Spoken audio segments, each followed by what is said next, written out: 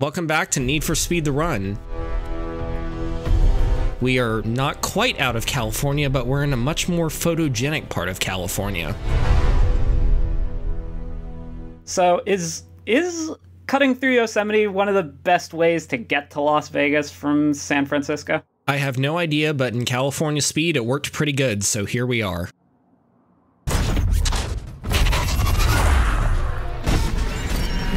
Competition's heating up. Be careful. Okay, thanks. Thanks, Christina Hendricks. Anytime. She doesn't really do a lot for support, you know? She mostly repeats what's on the HUD. She does. So, National Park is really the first stage where you get some real technical driving going on. Because, as you can probably expect, all these mountain roads are going to be a little bit narrower than we've seen until this point. Also with many slight curves. Yeah, very many slight curves, but of course in the Super Snake, any slight curve becomes not so slight. This car does not maintain its speed. It goes in a straight line, and you don't want to do anything to jeopardize that. Especially given you were fighting with that Volkswagen Golf a little while ago. I was. The Golf is surprisingly formidable in T4. You got to pass the pack right there. Yeah, I totally did. Which is really good because we're getting into the back half of this first event. 140 Highway is mostly straightforward aside from those S curves until you get to this. More off-road. And on Extreme, the other cars are all going to take it, so you have to take it too. It doesn't go well in the Super Snake. Though you're kicking up dust very high from what I can see there. I'm not sure if that's quite a graphical glitch that's associated with NVIDIA cards, because I remember it didn't do that back when I had it was an ATI at the time. Huh. Also, speaking of graphical glitches, I loved how you burst through the fence and nothing happened. Yeah, that was a little weird. But we do manage to come out with just a little more speed than this other Impreza and just managed to overtake him. Very nice. One down and we're doing all right. I mean, our hood's a little bumped up. Well, you got 187 to go, so hopefully it'll see a bit more success going forward. We'll see more success going forward, but chances are it's not going to be in the Super Snake for much longer. So, just out of curiosity, what happens if you don't get all 8 positions by the end of that last checkpoint? The game sort of makes a sad sound and then you sort of fade. Oh yeah, this is a glitch that I had happen.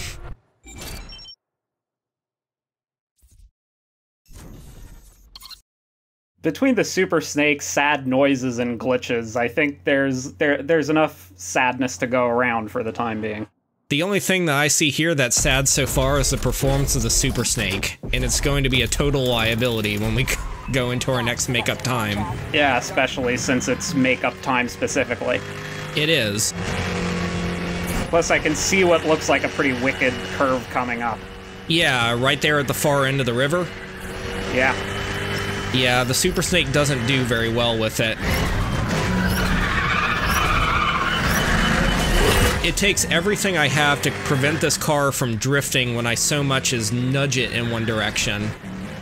On the plus side, there's bonus XP for getting very close to the wire when you pass the checkpoint. Yeah, remember kids, in racing, you want to do well, but don't do perfect. So the way the breakdown goes is that you get more XP and it maxes out at 1 second left on the timer and 250 XP for an incredible time. That will happen more often than I care to admit in the Super Snake.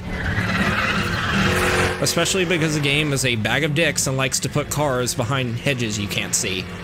Civilian drivers in Need for Speed games are the worst.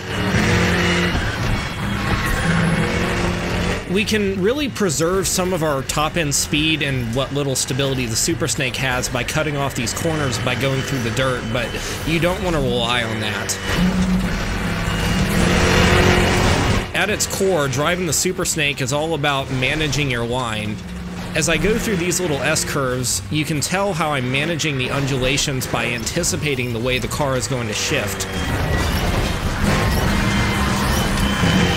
So I turn a little earlier than I normally would. Very solid performance overall.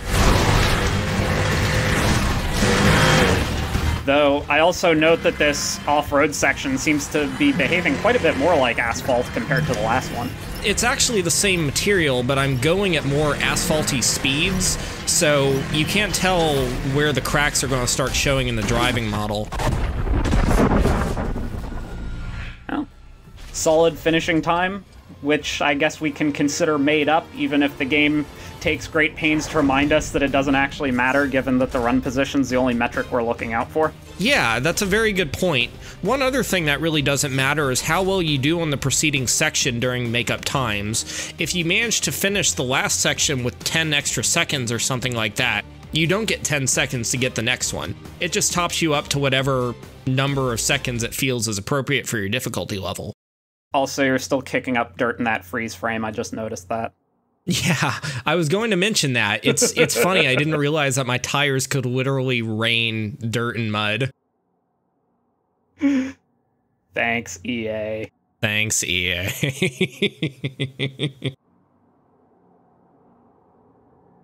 Let's move on to El Capitan.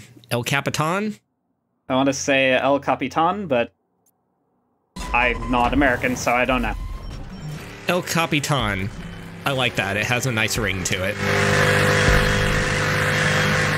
So El Capitan is the first wide open stretch of road that we've seen in National Park. You're racing against all these other muscle cars who do basically what you do. Your strategy becomes not to stay on the road, but to stay on the road with so much speed and to use what stability you have to correct for mistakes like that. Also, I noticed that you were getting a pretty decent draft off the guy in front of you. I forget, could you explain again how the draft gauge works exactly off to the side next to your nitrous? Absolutely, and I'm glad that you asked that because I totally forgot to mention it in the first video. It has a little bit of a curve to it. If you race behind somebody for a certain period of time, you'll gradually build up draft meter, and once that hits the top, it kicks in automatically and gives you a massive speed boost. You can mitigate some of that going up these hills by making sure you're in the right gear. I was in 5th gear to make sure that I could get as much power out of the car as possible. And my heart sinks a little at watching the Super Snake try to negotiate those corners. It doesn't go well, but I managed to avoid hitting the guy in the blue pickup, so small victories. Small victories as represented by actual victories. Congratulations on 181. 181 is down, but we're not quite to the 150 in Las Vegas. You gonna exposit like Christina Hendricks do now? I'm not going to exposit like Christina Hendricks because, frankly, that's a very high bar to set.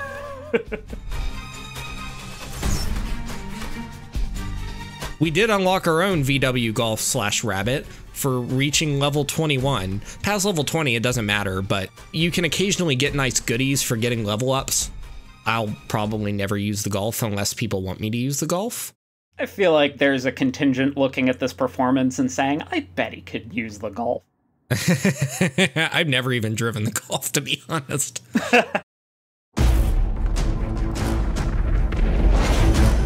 All right, Tioga Pass, talk to me. Tioga Pass. Very interesting stage with a very interesting Aston.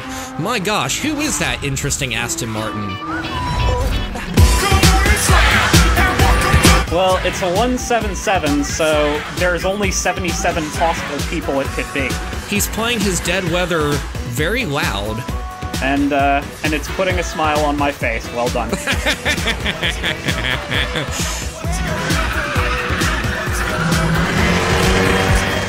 As I say, my personal favorite Slam Jam I'd mentioned to you previously, but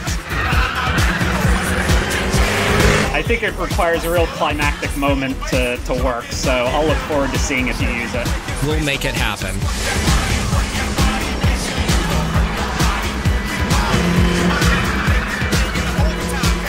Tioga Pass is pretty much the crux of real technical driving.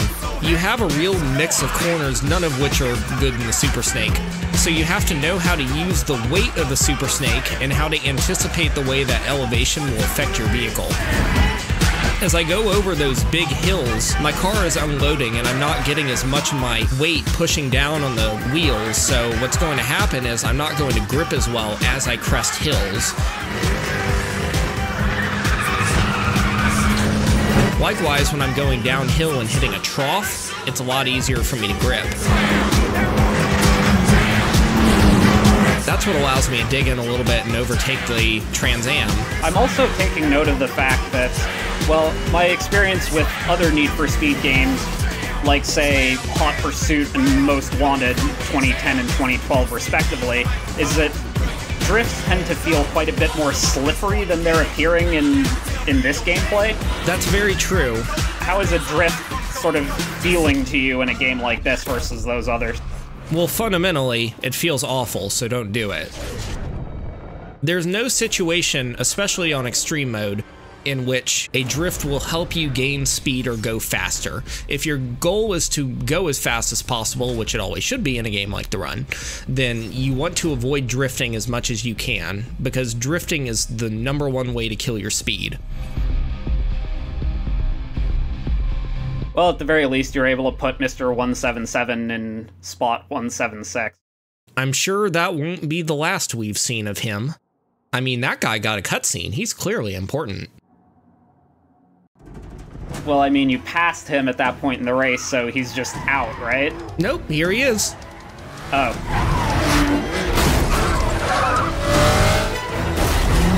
You're in a limited production car, dude. I'm sure you could, you know, approach that a little bit more gracefully than you just did. I wonder what Discount James Bond's insurance policy looks like on that. Ugh. So this is our first battle event. We're going full Initial D style here, but of course we're doing it in a big, stupid American car. Not the best for Toge, I'll admit. And funny enough, I'm not sure if this is an Initial D reference, but the first car we have to pass is a yellow RX-7, who is, of course, much faster than we are. Which means that we have to use superior line and good technique to overtake him like this. Okay, so the timer's making me think this is a bit like the elimination event in Split Second. You just have to be ahead of them for a certain amount of time before the timer runs out. You're absolutely right about that. If you're ahead of them when the timer runs out, or if you're going faster than the game expects you to, the point at which you hit a certain invisible line, then the thing will just cut off and give you the win. But if you are behind at the end of the timeout, then you basically have to start the whole section over again. Are you going to be able to pass that invisible line in the Super Snake by any chance? I will, actually, on this second section, because I'm, again, going faster than the game expects me to. But so is this Mazda Miata, who is surprisingly formidable.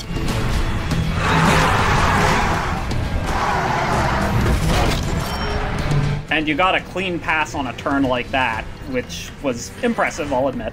Thank you. It was very risky, and frankly, after I did that, I was like, how did I do that?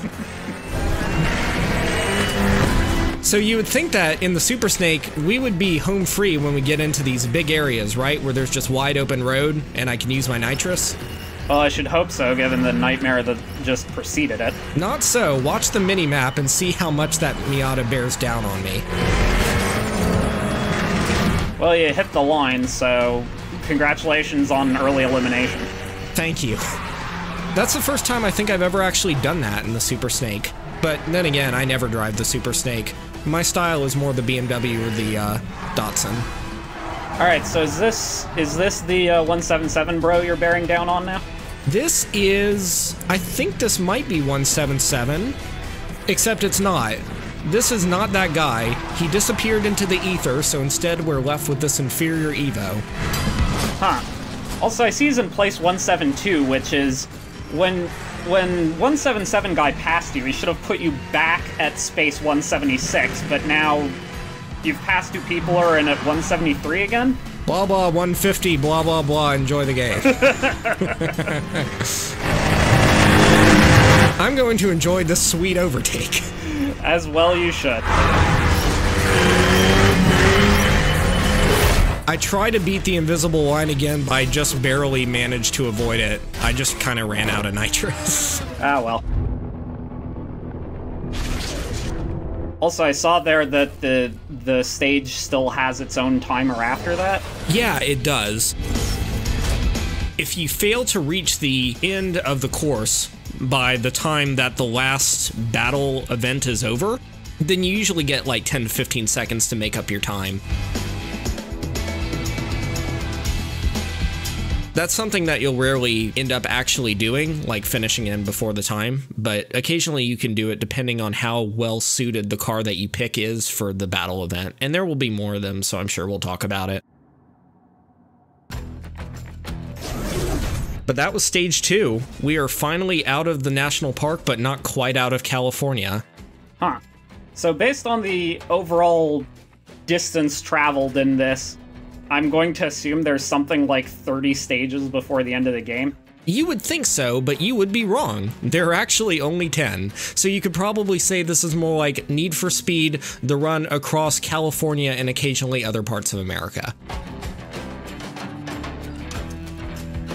I'm going to have to use the phrase off camera as a verb, aren't I? Yes, you will. All right. It's kind of like random encounters in D&D. If you do more than one, the players will get bored no matter how far you travel. Well, let's see if random encounters in Death Valley serve you well.